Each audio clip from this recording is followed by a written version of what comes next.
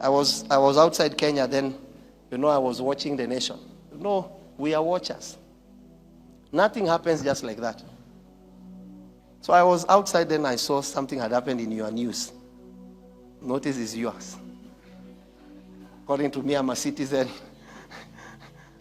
I'm still back in that place. Then I saw someone else misbehaving. And then I said, why is that person, who is that misbehaving? Then I went to the news. I saw, I don't want to speak much. Like, the only reason I'm speaking is because he claimed he's a pastor. That there is a person who's an engineer in the KPLC. And then some crooks came at almost midnight into his house. You police, you shock me. That means I'm not going to be shocked. I know I'm in the list. There are things I already know. But at least come during the day. If you're not cowards, why don't you work during? The Bible says we work while it's day. So I saw it and I wanted to do a live and condemn that nonsense. But I decided I'm going to collect it, accumulate. Then I come and say it live. My name is CW. We decided we are going to be watchers over the church of Christ. The fact that that man was enough for you to call him honorably. Honorably. But you see, you won't talk because it's not your church. So denominations entered our heads so much that when one of us is being touched, the fear of what? Look, the worst fight you can ever fight, I repeat it again, I've been saying it, is when you fight a man that is already dead. The man already is dead. John the Baptist was dead. So to come and tell, it's not lawful. You can't fight such a man.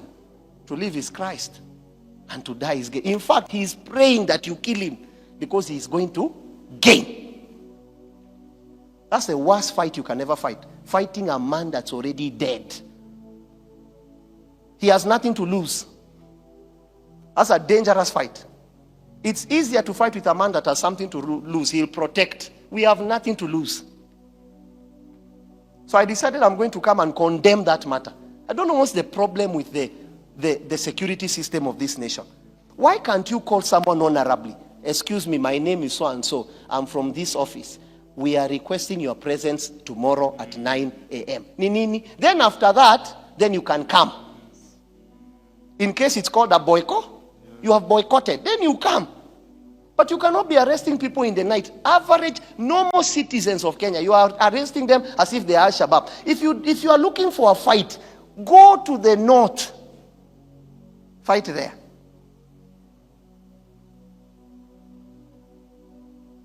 Because there are people in the security system that are overworking. It's like you have no job to do, so you are looking for something. The fact that that man was a pastor was enough for you to say, we are sorry. We don't want anything to do with God. And even if he's wrong, I'm not saying he's right because all of you know what you did. But you come honorably. Give him a chance to present him. Why don't you do that to members of parliament that are thieves in this nation? Why can't you go to their houses and arrest them? Imeanza hiyo kitu. Hata nimekasirika. Nimeenda. Why wouldn't you do that? We have so many people that are known they are murderers. Why can't you go to them? Why do you look? I told you in Kenya is so weird. If you go to our what do you call it? To our prison. You will meet so many people with little charges, chicken. But someone that has stolen $1 billion, you will never meet them in those courts. Wicked nation. Because people overwork with the weak. Proving your strength with weak people. It's not that they don't know people that steal in this nation. For us to know that the security system is serious, start with those ones. I said I was going to come and help the people because some of us people, we are not going to misbehave. The generation of misbehaving is over. It will be very hard for any leader, any politician of any kind to play nonsense with this nation again. You know why? Because see, I already understand my assignment. So I'm not trying to leave. That person is a pastor, and that's the only reason I'm speaking. Whether he has done what in the engineer where, that's not an issue. Give him an opportunity to present it. He is so shocked that he's asking. Now let me ask you a question. Some of you security people, it's like you lost your minds. Some of you are very good. Some of you are very wicked. Now let me ask you a question. Assuming you come to me and I'm armed, and I'm seeing you jumping in my office, what would I do? You are doing something that's wrong. The Bible says, do not provoke. You are provoking people to react. What if I'm armed? And me, now because of me, or to shield. Alafu, naifanya kama condemn. You know the smoke after the tushio, there is like a smoke in front. Why would you jump in someone's compound? Who are you? That's not a compound the government bought for me. It's my money. I've worked hard for that money. You know,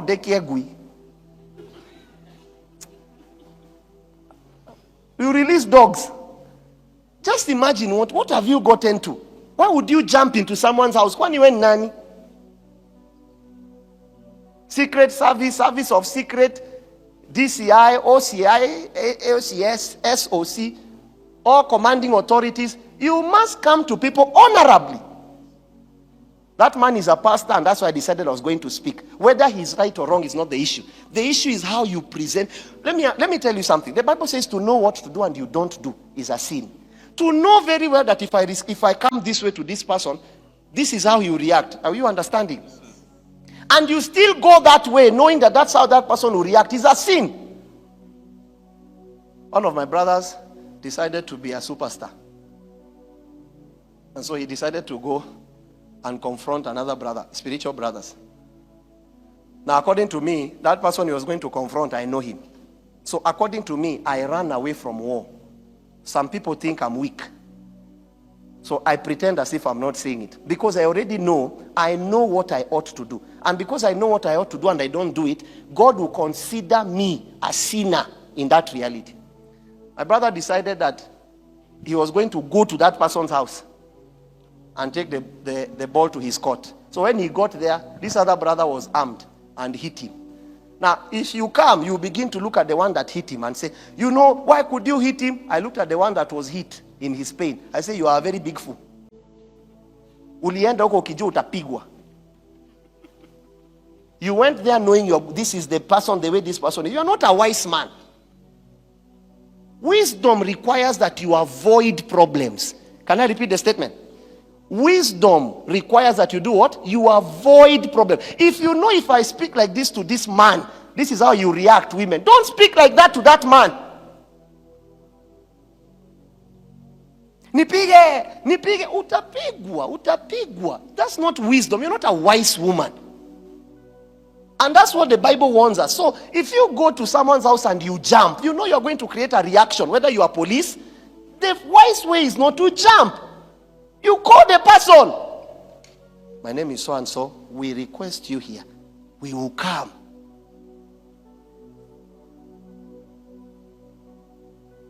I think Kenya wants to act movies. It's like we are looking for starrings. People have learned how to shoot and they don't have opportunity.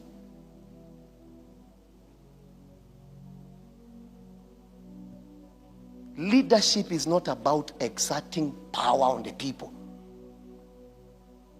Leadership is about using power to protect the people that God has given you.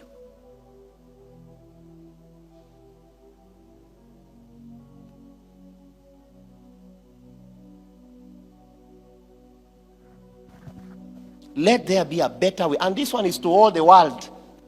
If someone has committed an offense, unless it's what do you call it? It's these people that bomb are called what? Unless it's terrorists or anything of that kind, of murderers or that kind. If it's you ask the person to, it's still, you know, the law in Kenya is different from other nations. In Kenya, it's you are innocent until you are proven guilty. I saw in Mexico is the opposite. Is it Mexico? The drug place. You are guilty, so they first arrest you and take you, no court, they take you to the cell. Then you begin to plead your case from the cell after 2 years. But Kenya is different. You are innocent until you are proven. So you can't come to an innocent person. Sasa mzee, pastor unamuletea police people like 8 to arrest who? Mchungaji. Kondoo hata hawajui kufight. So nakuja tu na mtu mmoja tu, mmoja. Hata you even give him room to switch on the car and drive. That's what you call being honorable. In case on the road you notice ameamua kuwa mkora, then you can enforce law.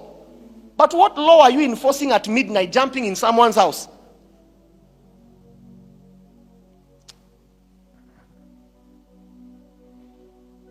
Something comes on me when I don't like seeing people mismanaged.